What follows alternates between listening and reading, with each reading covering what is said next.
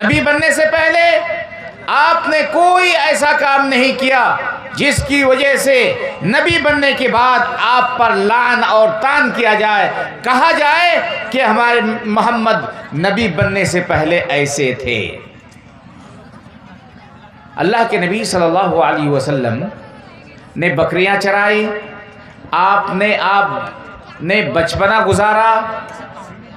اس بچپنے کے اندر آپ صلی اللہ علیہ وسلم کی سیرت اور آپ کی صورت کو اچھی طرح لوگوں نے دیکھا۔ بچپنے میں کبھی کسی نے آپ صلی اللہ علیہ وسلم پر انگلی نہیں اٹھائی، بلکہ جب آپ جوان ہوئے، آپ تجارت کرنے کے لیے گئے، حضرت خدیجہ رضی اللہ عنہا جو آپ صلی اللہ علیہ وسلم کی پہلی بیوی بنی، شادی سے پہلے ہمارے نبی صلی اللہ علیہ وسلم نے تجارت کی اور حضرت خدیجہ رضی اللہ عنہا کے مال سے تجارت کی۔ حضرت خدیجہ نے پیسہ دیا، مال دیا اور اس مال کے ذریعے تجارت کی۔ ملک شام گئے اور پھر وہاں سے آئے۔ حضرت خدیجہ ایک نیک خاتون تھی، مالدار عورت تھی۔ آپ صلی اللہ علیہ وسلم کی صداقت کو، آپ کی امانت کو جب انہوں نے دیکھا، وہ سمجھ گئی کہ یہ محمد ایک اچھے انسان ہیں، ایک نیک صفت انسان ہیں۔ انہوں نے آپ صلی اللہ علیہ وسلم کی انسانیت کو دیکھ کر کے، آپ صلی اللہ علیہ وسلم کے اخلاق اور کیریکٹر کو دیکھ کر کے اللہ کے رسول صلی اللہ علیہ وسلم کو شادی کا پیغام دے دیا۔ عربوں کے اندر یہ چیز معیوب نہیں ہے کہ لڑکے کی عمر کم ہو، لڑکے کی عمر زیادہ ہو تو معیوب، یا لڑکی کی عمر کم ہو، لڑکے کی عمر بہت زیادہ ہو، یہ معیوب، یہ عیب نہیں سمجھا جاتا۔ آج بھی عربوں کے اندر یہ چیز معیوب نہیں ہے، لیکن ہمارے یہاں یہ سب چیزیں معیوب ہے۔ حضرت خدیجہ سے جب ہمارے نبی صلی اللہ علیہ وسلم کی شادی ہوئی تو اللہ کے رسول صلی اللہ علیہ وسلم کی عمر 25 سال تھی اور حضرت خدیجہ کی عمر کم سے کم 35 سال تھی۔ بعض لوگوں نے 40 سال کا بھی ذکر کیا ہے، یعنی حضرت خدیجہ بڑی تھی، ایک مالدار خاتون تھی، تجارت کرتی تھی، کرواتی تھی۔ وہ اللہ کے رسول صلی اللہ علیہ وسلم کو نکاح کا پیغام کیوں دی؟ اس لیے کہ انہوں نے آپ صلی اللہ علیہ وسلم کی شکل و صورت کو، آپ کی صداقت کو، آپ کی امانت کو، آپ کی سیرت کو انہوں نے پڑھ لیا اور سمجھ گئی وہ کہ اللہ کے رسول یا محمد یہ اچھے انسان ہے، ایسے انسان سے شادی کرنی چاہیے۔ اس سے ہمیں کیا سبق ملتا ہے، کیا درس ملتا ہے؟ ہمیں ایک سبق ملتا ہے کہ ہمیں صحیح انسان بننے کی کوشش کرنی چاہیے۔ قبل اس کے کہ آپ مسلمان بنیں، آپ ایک صحیح انسان بننے کی کوشش کریں، اور اس کے ساتھ ساتھ آپ صلی اللہ علیہ وسلم کے اخلاق کو آپ دیکھیے، آپ کس طرح ایک صحیح انسان تھے، خوبصورت اور خوبصورت انسان تھے، کیا کام آپ کرتے تھے۔ سنو میرے بھائیو، بخاری شریف کی روایت ہے کہ اللہ کے نبی جناب محمد رسول اللہ صلی اللہ علیہ وسلم جب 40 سال کے ہوئے، آپ پر قرآن کا نزول ہوا، آپ نبی بنا دیے گئے۔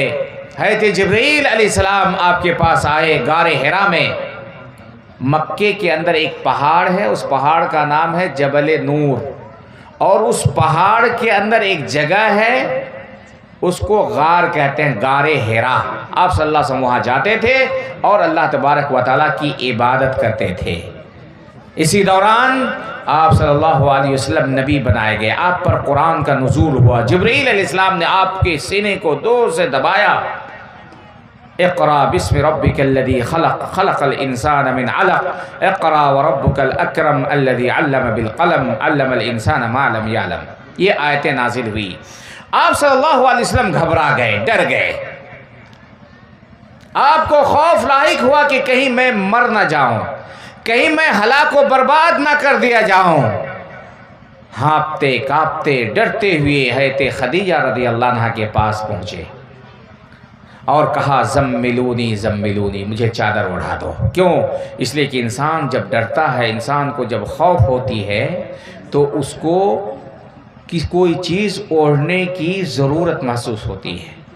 حضرت خدیجہ رضی اللہ عنہا نے اللہ کے رسول صلی اللہ علیہ وسلم کو چادر اڑا دیا، اور اللہ کے رسول صلی اللہ علیہ وسلم جب تازہ دم ہوئے آپ نے کہا انی خشیت علی نفسی۔ بخاری شریف کی روایت ہے کہ مجھے اپنے نفس پر ڈر لگ رہا ہے، مجھے اپنے نفس پر ڈر لگ رہا ہے کہیں میں ہلاک و برباد نہ ہو جاؤں۔ حضرت خدیجہ نے کیا کہا میرے بھائیو؟ یہ سننے کی بات ہے۔ ایک صحیح انسان، ایک کامل انسان، ایک مکمل انسان، ایک خوبصورت انسان کی یہ پہچان ہے۔ حضرت خدیجہ کہتی ہے، ایک عورت ہے، کہتی ہے کلا واللہ یا رسول اللہ، اے اللہ کے رسول یا محمد، آپ کو اللہ تبارک و تعالیٰ کبھی بھی ہلاک و برباد نہیں کرے گا۔ لا یخزیک اللہ ابدا، اللہ تعالیٰ آپ کو کبھی ذلیل اور رسوا نہیں کرے گا۔ معلوم ہوا کہ اگر آپ صحیح انسان ہیں، سماج کے لوگ آپ کو ذلیل و خوار نہیں کریں گے۔ اگر آپ اچھی سیرت کے انسان ہیں تو سماج کے لوگ آپ کو پیار دیں گے، آپ سے محبت کریں گے، آپ کو کبھی ذلیل و خوار اور رسوا نہیں کریں گے۔ لا یخزیک اللہ ابدا، اے محمد آپ کو اللہ تبارک و تعالیٰ کہیں ذلیل و خوار نہیں کرے گا، آپ کو ہلاک و برباد نہیں کرے گا۔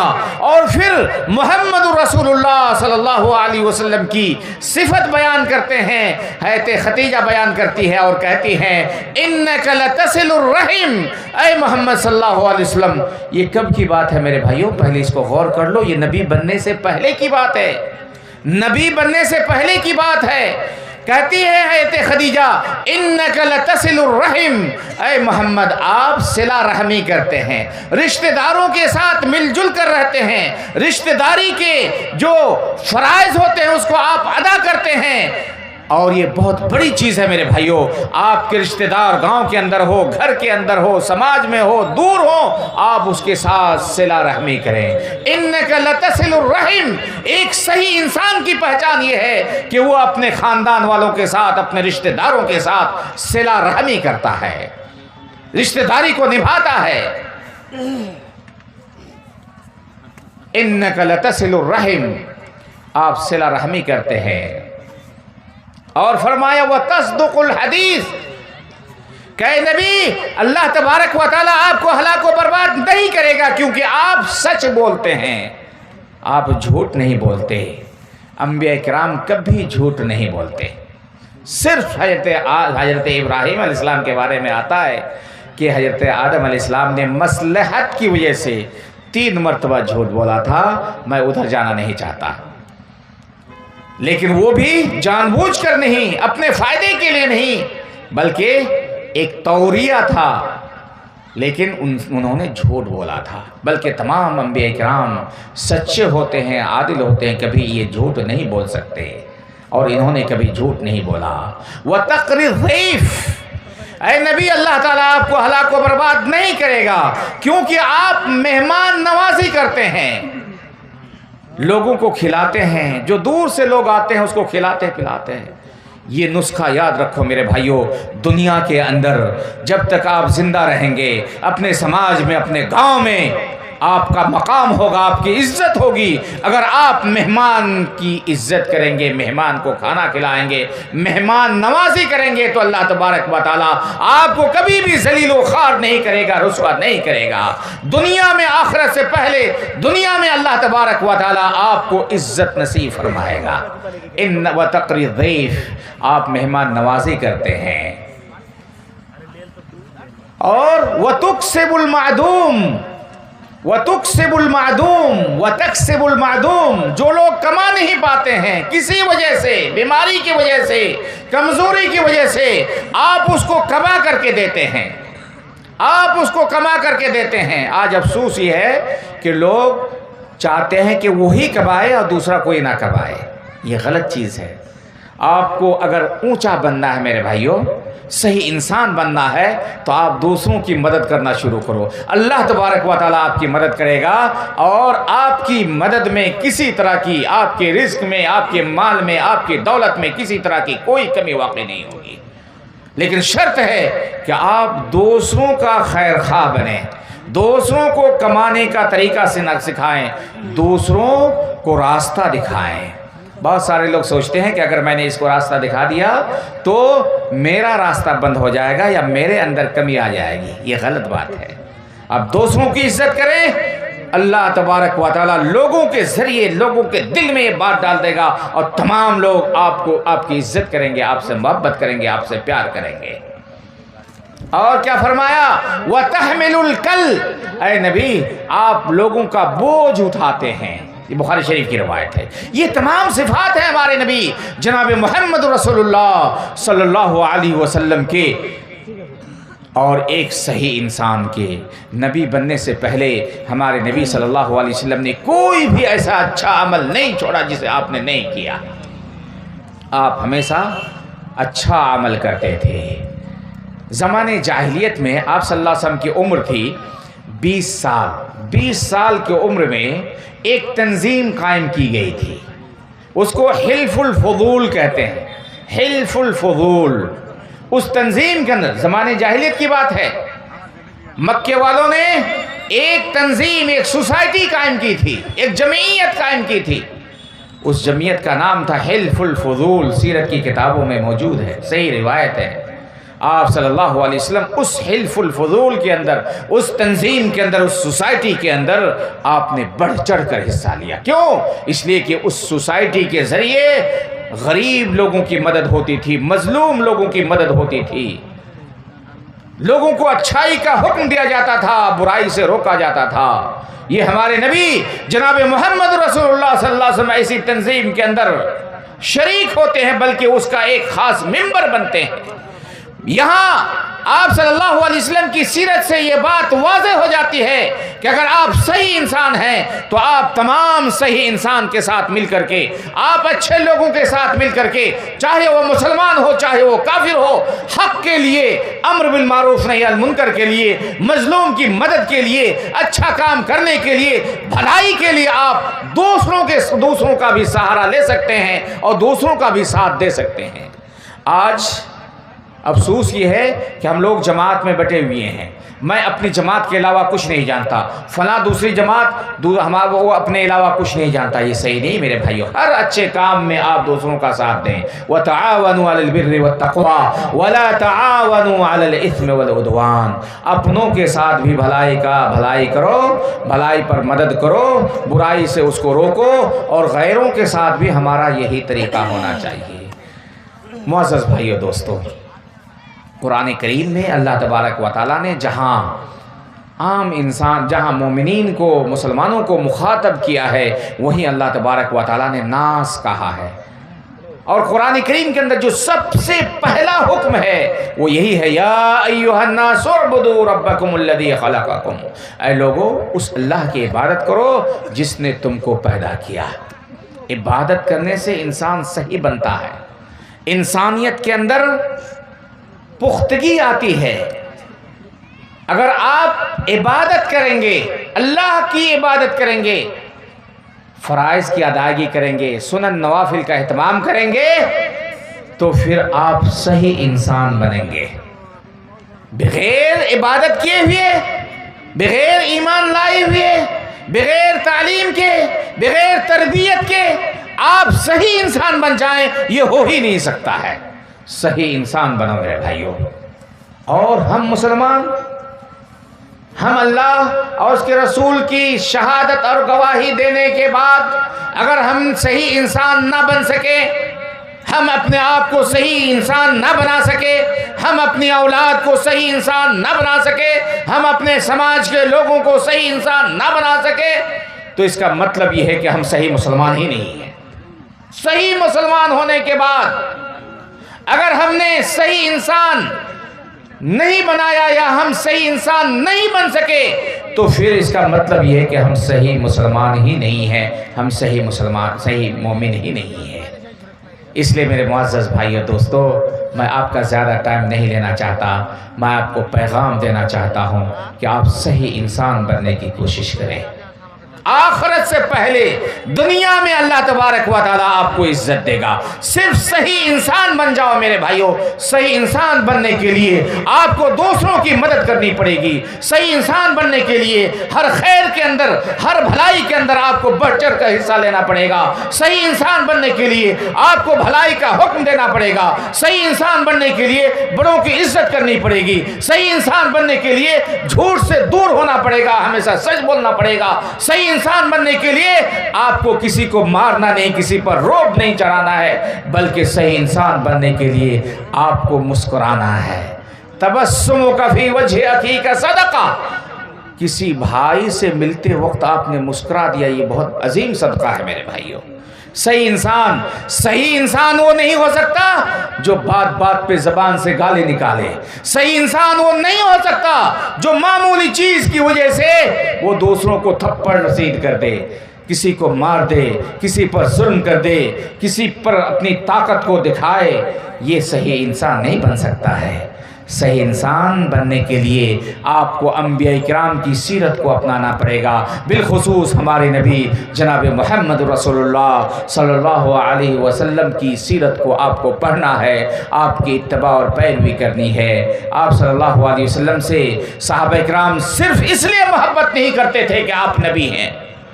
اس بات کو غور کرو، نوٹ کر لو کہ صحابہ اکرام جو بے پناہ ہمارے نبی سے محبت کرتے تھے، اللہ کی قسم صرف اس لیے محبت نہیں کرتے تھے کہ اللہ تبارک و تعالیٰ نے نبی سے محبت کرنے کا حکم دیا ہے، یا آپ صلی اللہ علیہ وسلم نبی تھے اس لیے نہیں۔ ہاں یہ چیزیں تھیں، لیکن اس کے علاوہ صحابہ اکرام آپ صلی اللہ علیہ وسلم پر اپنی جان نچھاور کر دیتے تھے، آپ کی ہر بات کو ماننے کے تیار اس لیے ہو جاتے تھے کہ آپ ایک مکمل آئیڈیل تھے، صحیح انسان تھے، صحیح انسان تھے۔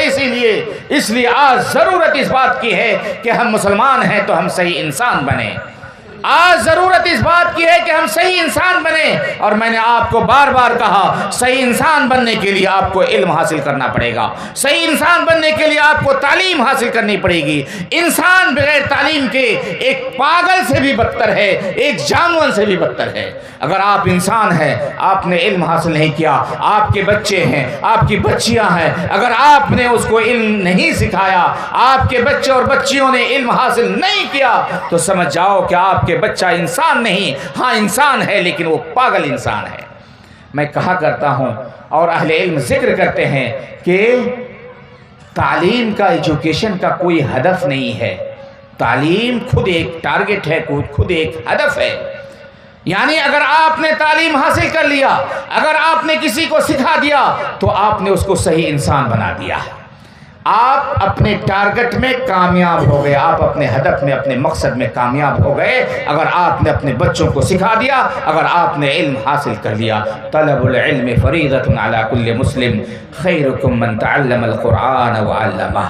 آپ کی دنیا کو سنوارنے کا سب سے بہترین ذریعہ تعلیم ہے، اسی لیے مذہب اسلام نے تعلیم حاصل کرنے کو واجب و ضروری قرار دیا ہے۔